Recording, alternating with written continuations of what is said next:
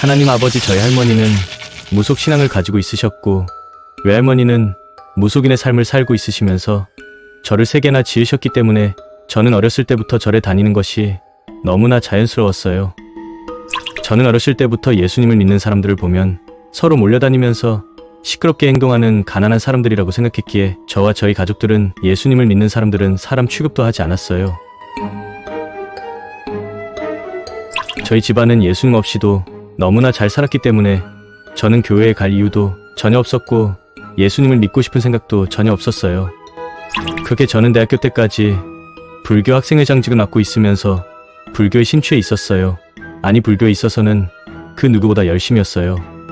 저는 비록 대학교를 졸업하고 나서 남들보다 늦게 사수만에 아나운서 시험에 합격을 했지만 제가 아나운서가 되자마자 저는 다른 동료들보다 빠른 속도로 자리를 잡기 시작했어요. 그때는 그 누구보다 빠르게 아나운서로서 자리를 잡았고 인기도 너무나 많았기 때문에 저희 삶에는 부족한 것이 없었어요. 그리고 시간이 지나서 불교를 믿고 있었던 지금의 저희 아내를 만나서 결혼을 한 후에 아들과 딸을 낳았는데 저에게는 아들도 귀했지만 저희 집안에는 딸이 거의 없었기 때문에 저희 딸은 집안 전체에서 보물 그 자체였어요. 그리고 시간이 지나서 오늘은 1992년 9월 26일이에요. 저는 오늘 오전 10시부터 12시까지 진행되는 아침 방송을 마치고 스튜디오를 빠져나왔는데 그 순간 여자 후배 아나운서가 저를 보더니 문물을 글썽이면서 저에게 쪽지 한 장을 건네줬어요. 전 무슨 일이길래 그렇게 아침부터 울상을 하고 있어라는 생각하면서 아무 생각 없이 쪽지를 읽어봤는데 거기에는 제가 절대로 믿을 수 없는 내용이 적혀 있었어요. 그 쪽지에는 정확히 이렇게 적혀 있었어요. 딸 교통사고 생명위독 강남성심병원 응급실. 아니, 아침에 집을 나오기 전까지 자고 있었던 딸에게 뽀뽀를 하고 나왔는데 이건 말도 안 된다는 생각을 했어요. 저는 이건 절대로 믿을 수 없는 일이었기에 곧바로 아버지에게 전화를 걸었는데 제 전화를 받자마자 아버지는 하염없이 우시면서 제 딸이 집 앞에서 모래놀이를 하고 있다가 후진하던 2.5톤 타이탄 덤프트럭 바퀴에 깔렸었다는 이야기를 해줬어요. 아직 3살밖에 되지 않는 아이가 2.5톤 타이탄 트럭 바퀴에 깔렸었다는 이야기를 듣고 저는 정신을 잃을 뻔했지만 간신히 정신을 차리고 나서 곧바로 차를 몰고 강남성심병원 응급실로 향했어요. 제가 있던 곳은 여의도였고 강남성심병원은 대림동에 있었기 때문에 차로 안 막히면 10분이면 갈 수 있는 거리였지만 오늘은 토요일 오후여서 도로는 꽉 막힌 상태였어요.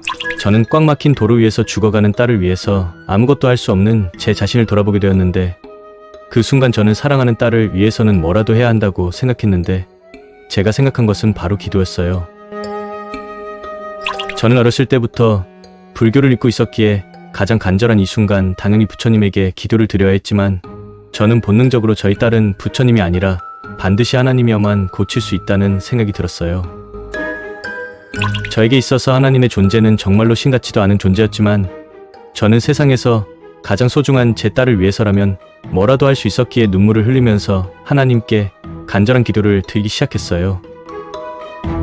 하나님 아버지, 하나님이 살아계시다면 저희 딸을 살려주세요.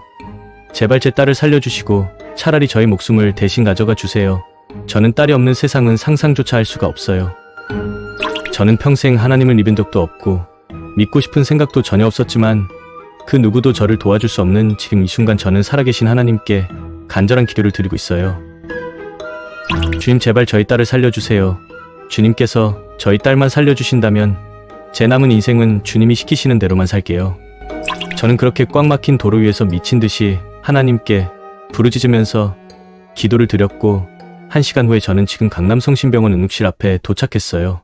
제가 응급실에 도착을 하니 저희 아내를 비롯한 저희 가족들이 모두 이미 병원 응급실에 와 있었는데 다들 정신이 나간 상태로 오열을 하고 있었기에 저는 본능적으로 딸의 사망을 직감할 수 있었어요.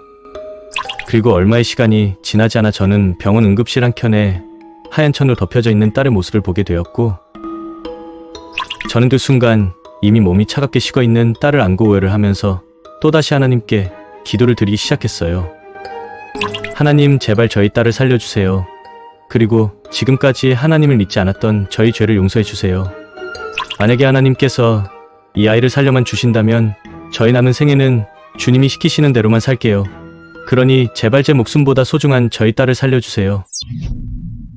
이미 온몸이 차갑게 식어있는 딸을 안고 오열을 했던 아빠는 지금 어떻게 되었을까요? 유튜브에서 최성규 간증을 검색해보세요. 원조 국민 MC였던 최성규 아나운서의 스토리를 들으실 수 있습니다.